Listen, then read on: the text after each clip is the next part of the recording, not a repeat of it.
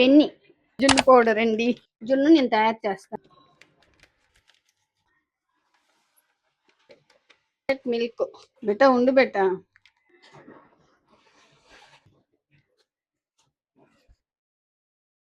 బాగా మిక్స్ చేయాలి.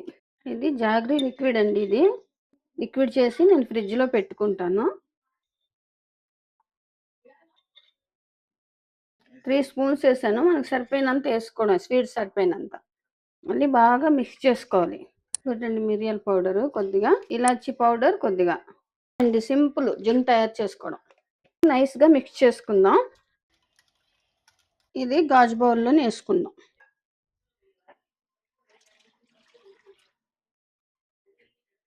స్టీల్ బౌల్లో వాటర్ పోసుకుందాం. గిన్నెతోనే ఇండక్షన్ స్టవ్ మీద పెట్టుకుందాం. 10 మినిట్స్ ఉంచుదాం.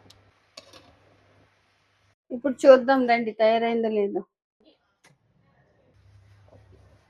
అలా అవుతుంది చూసారా? ఇక ఉడికిపోయింది చూడండి, బాగా ఉడికిపోయింది.